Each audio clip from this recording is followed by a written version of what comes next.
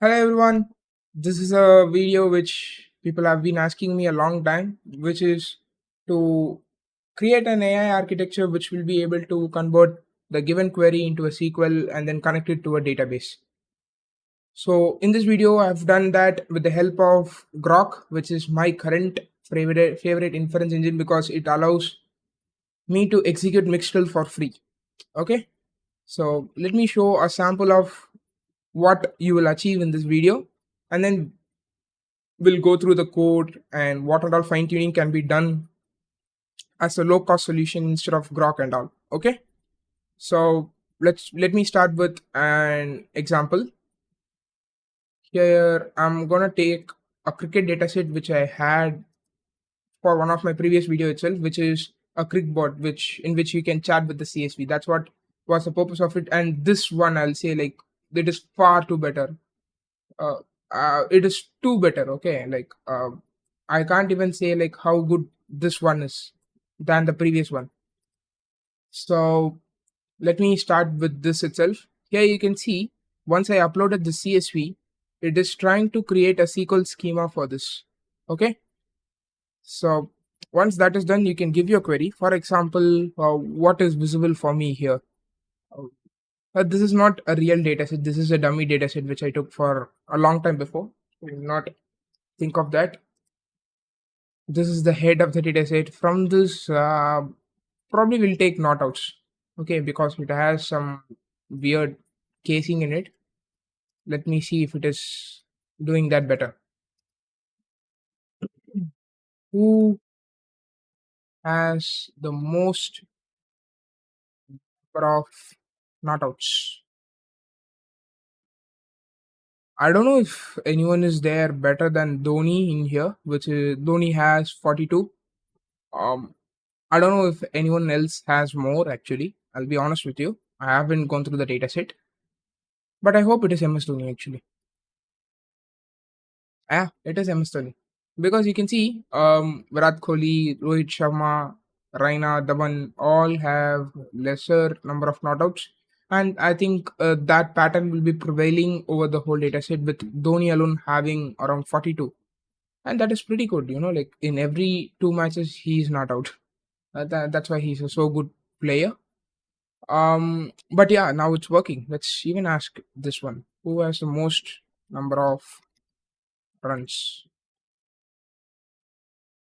Or we can ask this also better.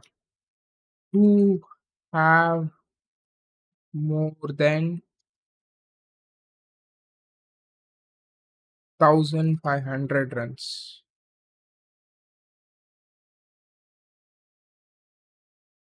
I don't know if it is gonna fail actually. But yeah, it has given me for some reason it has given me a correct answer. Probably I'll put 1,000. Let's check it actually. If this is correct. Yeah, it is giving guys. It is pretty amazing. It has given me the answer. And if I put this now, I think KL Rahul would be here because he's a legend in IPL. But yeah, it is working pretty good. I'll say like it can execute some queries in database. Okay. Now I'll also show you the queries it executed so that we can know if it is working correctly or not. Let me stop the application. And here you can see select player from DF order by not outs disk uh, DESC limit 1, which means it will say the only player who has the most number of not outs.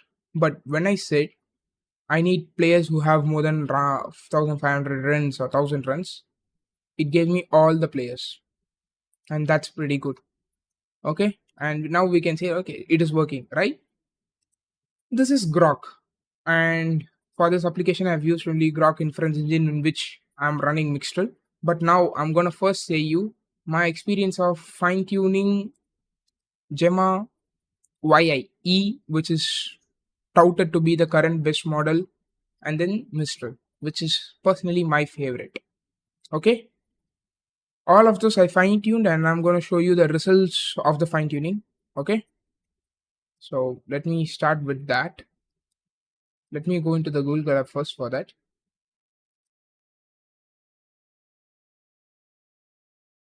So this is Gemma. Um, all gave me correct result. I'm not gonna say that because I tested this in all gave me correct results because I tested in some random point in the dataset itself. So I was expecting it to give the correct answer. So we'll consider the loss. Okay. Here you can see I just installed all of those. And the people who are wondering about the script and are new to the channel, this is the same script which I explained in detail how it works in the video. Fine tune any LLM for your custom use case. And I'm using the same LLM for this database administration. Okay. So in which I'm giving a LoRa config, I'm attaching it to the model where I've done that here. I'm loading the model, I'm loading it in 4-bit, I'm loading it in CUDA and setting the torch type to be float 16 and then attaching the LoRa adapter and setting the tokenizers pad token to be US token. All of these are done. And then we are also giving the training arguments and then the trainer is created. Okay. The most important thing is, like I said, always the dataset is going to be different. And here we are using a dataset known as B minus MC2. I don't know why he kept his name like that. E minus MC square is E is equal to MC square is famous, but I don't know what is B minus MC2. Sorry.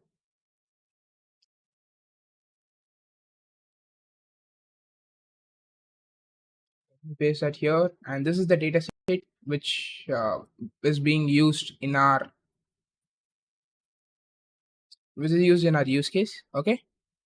For a given question and a given context, which is the table's schema, it will be able to give an answer. That is the dataset. Okay, this is a very popular dataset being used around everywhere, and I use the same as well. In this here, you can see there are 3 columns: context, question, and answer. Usually, I need the schema first, and then the question, and then the answer. So here you can see the question is given, and then the context, and then the answer. All can be done based on your thoughts. But here you can see it makes sense, right? I'm giving a question and then I'm saying this is a schema for this question and then make an answer out of it. This also makes sense. So you can always put the question first and context second, or context first and question second. That is based on your interest completely. Okay. And here I'm saying a system prompt, probably you can put it that way. You're a powerful text to SQL model. Your job is to answer the questions of a database. You are given a question and a context regarding one or more tables, and then creating 2 new lines, and inside that I'm writing you must output the SQL query that answers the question. Okay. Sample input would be like this, something like this. Sorry.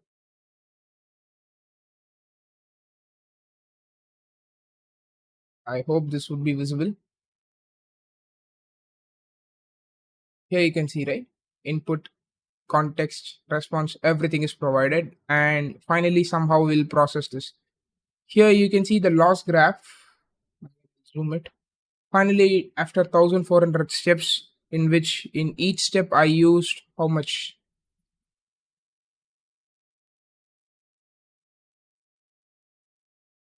Okay, so 1400 samples. Only after 1400 samples, because the batch size is 1. After 1400 samples, it has given me a loss of 0.30. Okay, and that is okay because I got a better result from Mistral, which was around I'll say, which was around um 27. Yeah, it was around 27 actually.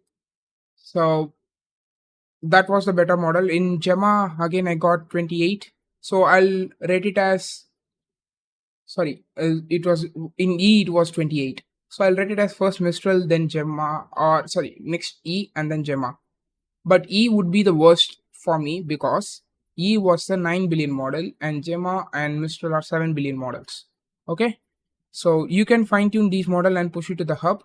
For example, this inference was was using EYI and it gave me the correct result. I'm not going to blame that actually on that. And you can execute the same query how I'm executing in this application now. Now let's go into the application because you would know how to fine tune by now. by seeing this script and knowing the video of fine tune any LLM. Okay, if that is known, you can fine tune these. You can put any of your models for this fine tuning. Now let me show how I built that application. So yeah guys, this is the code which I used, where I'm using find.env and .env to first find the .env file and then load the .env file, and then OS, pandas, streamlit. These are all conventional imports. From LangChain prompts, I'm using prompt template because I want to provide the database schema at runtime along with the question. And then this is very important, pandas SQL. Okay, pandas SQL is a package which will use SQL DF in it, and SQL DF has the capability to convert a pandas data frame into a SQL kind of schema actually. Okay, so even if you set a SQL database, this is going to be the same. And finally, I'm also importing Groq. Okay, I think you all would know Groq. I'm not using Groq from LangChain. I'm using Groq from original Groq API itself. So here I'm creating the same template of what I gave to the models there. And then I'm saying, okay, the prompt template that, okay, this is your template man, create a template based on this template which I've given. And in client, I'm creating a Groq client with the API key of Groq API key. Right now, I think everyone would know. If not, I'll show you. Go into console.groq.com. Click API keys. You should have an account, okay? Click create API key, give a name, and you will get an API key here. Just click copy because it is not going to show again hereafter. So here it is also specified clearly, right? Copy it now as we will not display it again. Copy it, paste it in your .env file. I'm going to delete this. Okay, so that is done. So now you have your API key ready. So put that API key here.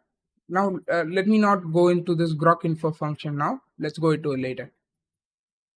Next we have the main function which will execute. First we are setting the page config to be database administrator because we are creating a database administrator, right? This can probably ask your query with the database. So I'm putting it as database administrator, but you can give me a better name if you want. Like Devin, probably the world's first AI software engineer. Yeah, it was a cool architecture, right? So in title, I'm giving it as Mixtral Database Administrator featuring Groq. And we are splitting it into two columns where one will have two halves and another will have three halves. And in first column, what we're doing is we are uploading a CSV file. Okay, so once you upload a CSV file from here, next what you're doing is if you are checking if the uploaded file is not empty. If the uploaded file is not empty, you're reading the uploaded file with an encoding of Latin 1. If you do it in UTF-8, it might give some issues when you're uploading it in Streamlit. Okay, and in df.columns, what we're doing is we are replacing the column names. Okay, that is what we are doing in here. And then we are saying, okay, here is your preview man, see your data frame, and that's what st.write is there. But you can also do st.data frame, I guess. There is a function for st.data frame. You can also put that. That is also fine. Okay.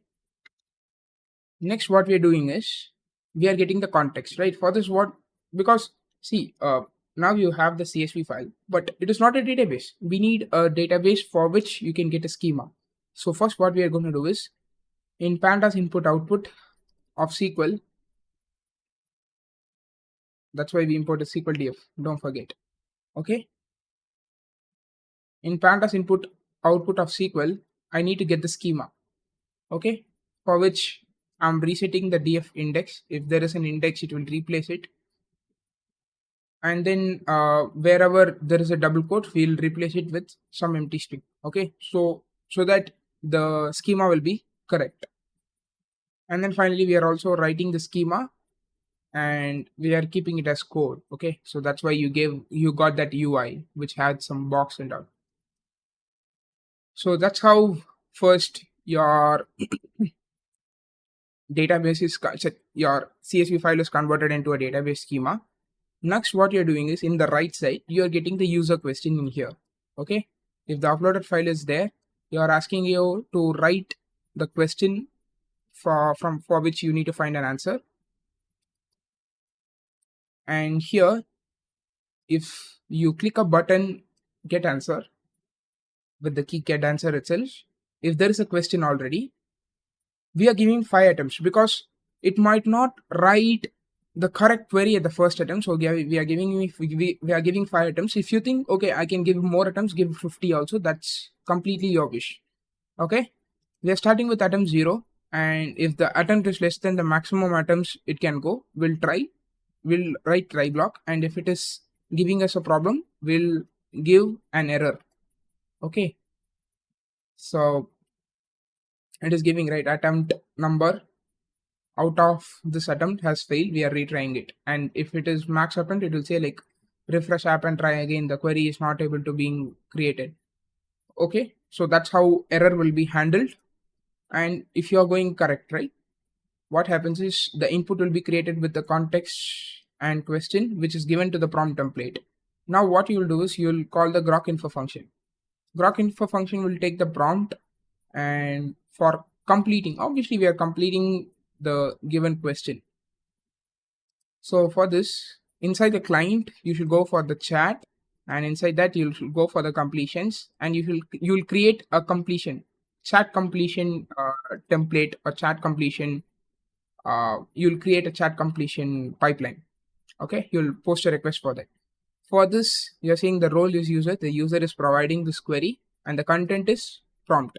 Complete this prompt. That's what you're saying with this client.chat.completions.create. Create a chat completion. Okay, so inside this, it will make n number of choices of chat completions, and we are taking the first choice because we are assuming that the first choice will be the best choice. And the first choice, inside that we are getting the message, and in that message we are taking the content alone. That is what we are displaying, and that is correct. Okay, and that gives you a query. Okay, that gives only a query, and inside SQL df you are passing this SQL query, and then your data frame is already there as a SQL database, and finally you are getting the result. Okay, that is what you are writing in there, and you can also write it as data frame here. So that's how this specific architecture works. This is a very simple architecture for you to create a database administrator with the help of PandaSQL, thanks to the creators of PandaSQL. And now you have your own database administrator. So now let me run this from scratch. Do a streamlit run app.py.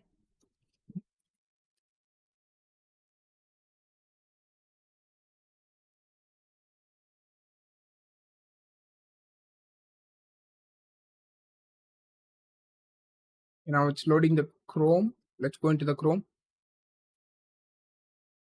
Don't worry, I'll provide all these notebooks and all links and all. Okay, you can also fine tune these. And for the people who are worrying, wasn't you showed only Groq Mixtral? What if I want to use my fine tuned model? I'll also say what you can do after I show this demo. Okay, I'm loading a T20 dataset which has more number of input. Okay, here you can see now it is changed, right? Unnamed and all is there, which we don't need, but the player name, the matches, everything is provided. Now we'll ask,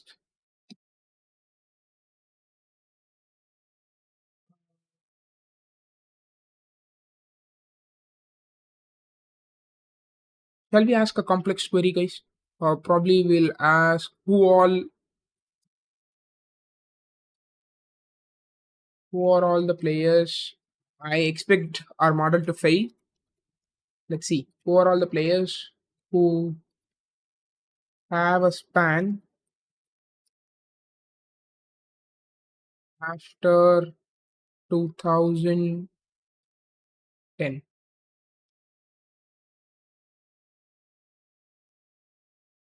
I'm sure this is not going to give a correct answer. Let's see. Yeah, told you. It's not gives the correct answer. It should have gone with this. Even if I give 2000, it will give the same answer actually.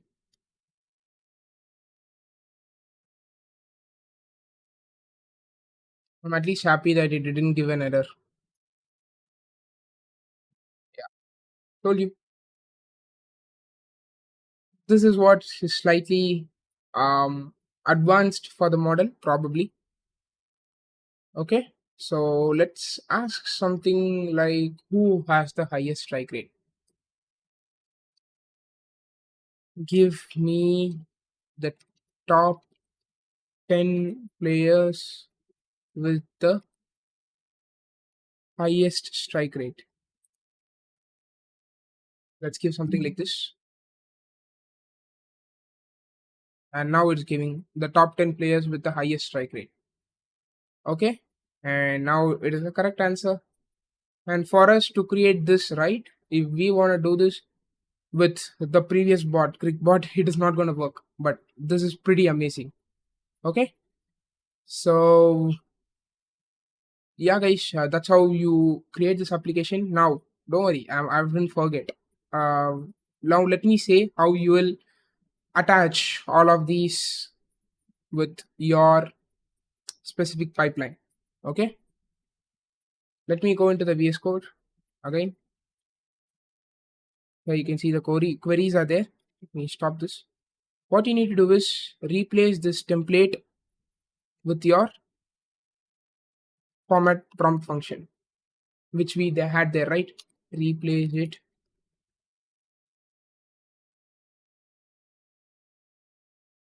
But we need prompt template. Let it be like that. Probably paste that template in here. That's fine. But you need to change this Groq info. Okay. First, you need to create a cache resource function which will load the model. I've done all of these in some previous videos and all, but so probably you can refer those and make this as a task for you all to load the model.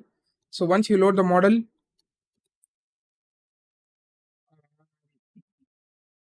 what you can do is create a infer function in which first the prompt should be completed. That's what it's going to be an input. Use pipeline, Hugging Face pipeline, and do first create an instance of pipeline and then do pipe off, and it will work.